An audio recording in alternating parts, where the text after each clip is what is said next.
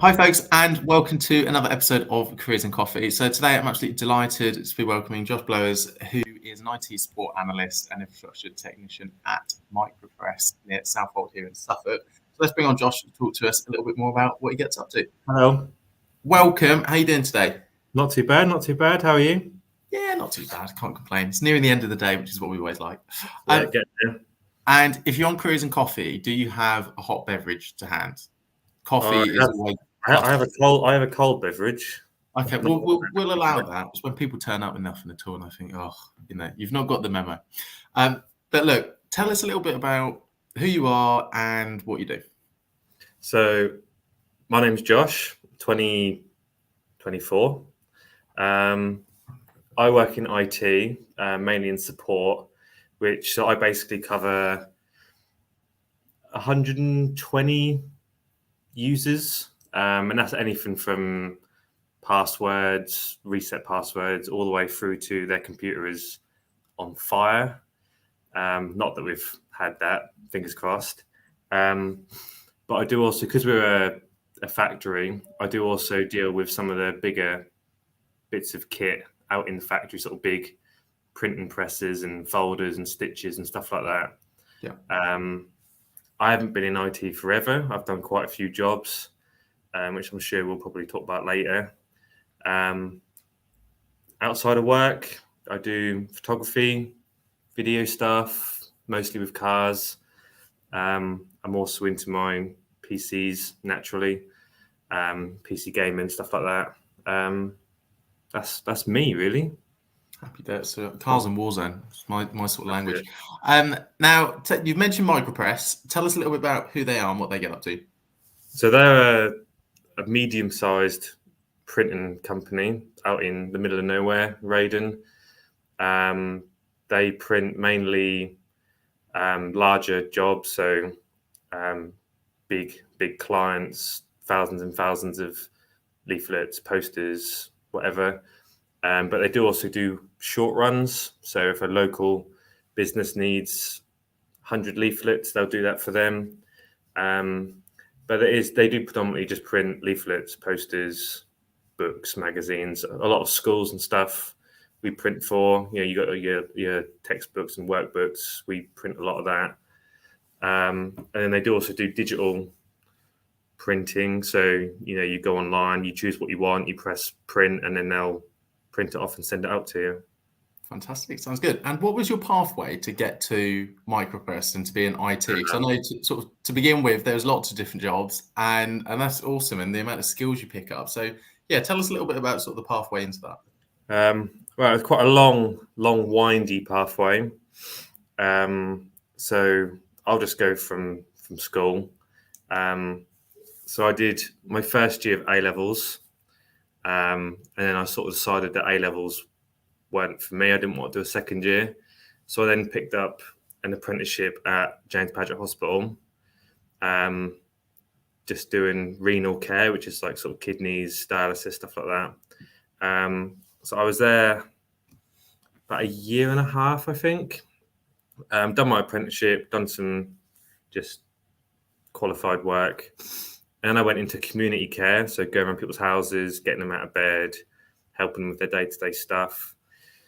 And then I sort of decided that the unsociable hours and stuff like that wasn't for me. It is for some people, but it weren't for me. So I then went into a different, what was meant to be an apprenticeship, at a company that makes control panels and stuff for the water industry. So it was a lot of electrical engineering, assembly, mechanical engineering, stuff like that.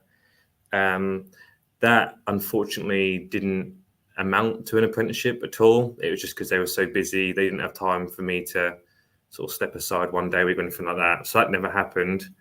And then I saw the job at Micropress while I was furloughed.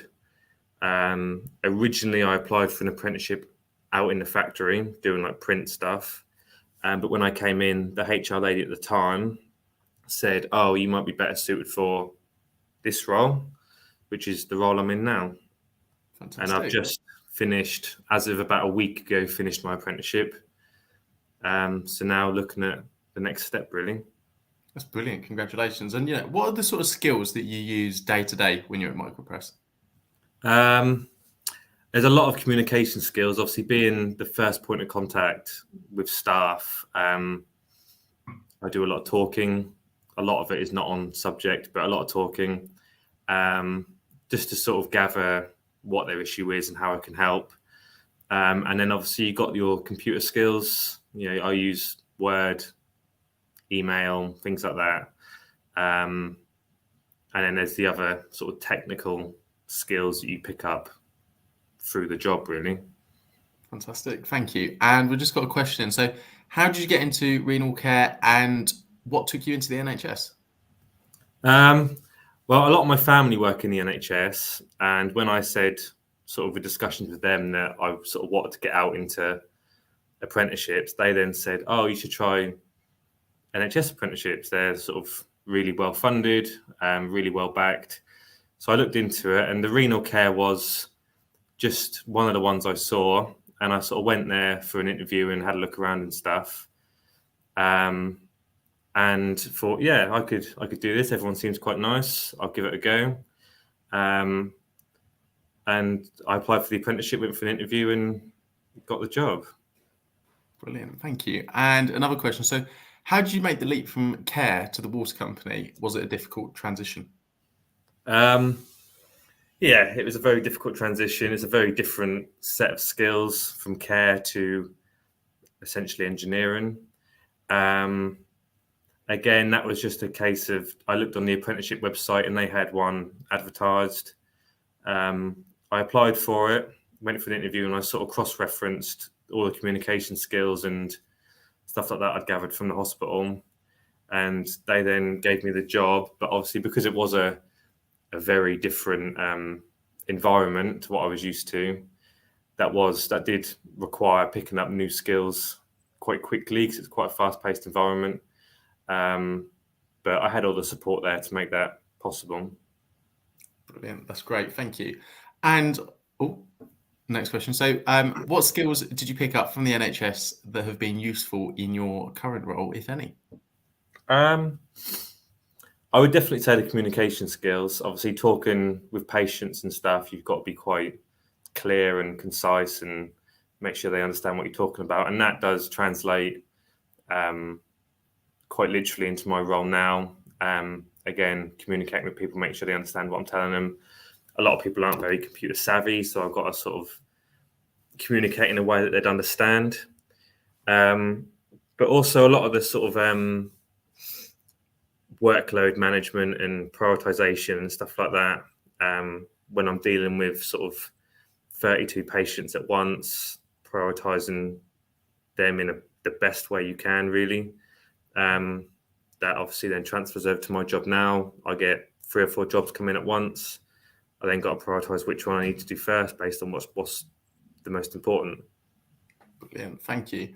And actually, yeah, well, last time. So have you heard of Micropress even before you got a job with them? To be honest, no. Being that they are in the middle of nowhere and that I think print is a pretty niche sector. It's not really something you take notice of unless you go looking for it. When I sort of saw the job, I did put on my sort of socials, sort of, does anyone know anything about this company? Any reviews or whatever? And actually, one of my friends from the car scene said, "Yeah, I work there. I do printing. What do you want to know?"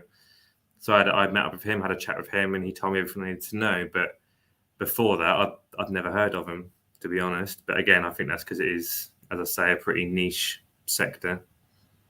No, agreed. Thank you. And you talk about, obviously, you currently work in IT technology in terms of your job role. Is this a career or a sector you feel other young people should potentially be considering as well? 100%. Obviously, the way things are going, everything's becoming a lot more digital, and digital stuff relies on IT. So there's always going to be roles there. There's probably about 1 million different IT roles you could fall under, whether that's something like data handling or like support like I do, all the way through to, cybersecurity and penetration testing and things like that. There's hundreds and thousands of roles out there, all involving IT. It's not just a normal, I work with computers, that's it. It's very specific. And as things grow and things become more online, the IT's got to grow as well. So they need more roles to fill. Excellent. Thanks, Josh. And we've just got another question. So what made you go down the apprenticeship route when you realised A-levels weren't for you? And then how did you actually find out about some of those apprenticeships? So I decided to go down the apprenticeship route because I wanted to get into work, but I didn't want to just get a job and call it a day. I still wanted to be learning while I was working and getting sort of valuable skills and stuff. So I then looked into the apprenticeships, mainly through the government website, actually, because when I was in school, they didn't put much out there about apprenticeships. So I didn't really know what they were. I just presumed they were, building, plumbing, carpentry, stuff like that. So I looked into the government website and found out that they've got apprenticeships for just about everything. And just went from there, really. Excellent. Thank you. And, can't even get to my questions. You haven't worked in IT that long, but what are the changes you've seen in this field since you started working in it? Well, especially in the factory environment, there's a lot more reliance on sort of automation and robotics and stuff like that. And also a lot of things are moving up into the cloud now, if you will. So a lot of our sort of servers and systems that would have traditionally been physical, you can pick it up and unplug it and stuff systems, they're all now in the cloud somewhere. And just a lot of the contact we have with customers is now done through online platforms rather than them. So if we have sort of like tours and stuff, sometimes they might be the other side of the country, so we'll do it like a video tour, if you will. And that's just in this business, but obviously across the whole IT range, you got sort of mixed reality and stuff coming into it with your VR headsets and stuff like that. A lot of large businesses out there are hosting meetings completely, so you sort of sit around a virtual table and you can see all your virtual colleagues, but you're sat at home on your bed or whatever. There's a lot changing, and a lot will change in the next sort of 5, 10, 15 years. Yeah. And for any young person who's watching this or will watch it, what's your advice to them if they're sort of considering a similar pathway in terms of working in IT sector and industry, and anything that you've learned that you sort of wish you'd known a little bit earlier? I think because I wanted to work in IT for a while because that's just an interest outside of work, but I always presumed that it was a sort of a specialist role, if you will, like you had to have all these degrees and stuff to do it. But there are now a lot more apprenticeships that are IT based, such as the one that I was on. And I would say that apprenticeships is probably the way to go if you want to get into IT. If you don't have any professional experience, which I guess a lot of youngsters won't have, I'd definitely say go for an apprenticeship, because that's one way to get the foot in the door, and then the world is your oyster after that. There's so many courses and stuff you can do once you've sort of got the base knowledge, if you will. Brilliant. And what are some of your aspirations, I suppose, sort of post-apprenticeship? So as I said, I finished my apprenticeship about a week ago now. I'm sort of having a year out, if you will, just to focus primarily on work, because I think in the last sort of 16, 18 months or so, I've been working, but I've also had my apprenticeship to look at as well. Yeah. So I've not been able to fully focus on my job, which is fine because I've done my apprenticeship. But I think now I just want to take a year just to focus on my job, build up some skills that I feel I'm not quite confident with. And then after that, sort of in line with the business, move on to either at the higher level of what I've just done, or another IT related qualification, but it depends entirely on where the business goes, really. I think my long-term career goal is to go into cybersecurity. Okay.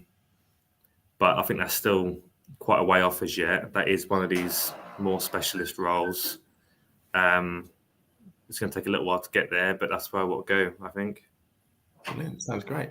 And sort of during your career so far, what have been some of the sort of the highlight moments, but then also some moments when you've, I suppose, some of the low areas which you've needed a bit of resilience as well? I think when I worked in the hospital, it was a bit tough emotionally, some of the stuff you see, things you have to deal with. But that was also extremely rewarding at the same time, which in itself is motivational. And even sort of being here, because I had no prior IT experience, there sometimes I'd come across a problem and I'd be like, I don't have to deal with that. And then it sort of get demotivated from it. But stick with it and overcome it. And then I'm like, oh, cool, I could do it. It just took a bit of thinking. Yeah, brilliant.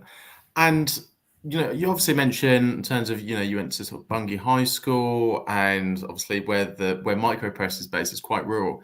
What's it like growing up in a rural community where sometimes it can be difficult to either get to opportunities or the opportunities might be a little bit sparse? Because we've got, plenty of rural communities across Norfolk and Suffolk. Yeah, I mean, I grew up and live in Lowestoft, so that wasn't so much of an issue growing up. But obviously, a lot of the opportunities like this one in Micropress is a bit out of the way. I suppose it's a bit more difficult if you don't drive, which a lot of youngsters don't. But I think if the opportunity's there, you should just go for it and make accommodations. Definitely. And how do you think Micropress took you on, even though you had no experience in that area?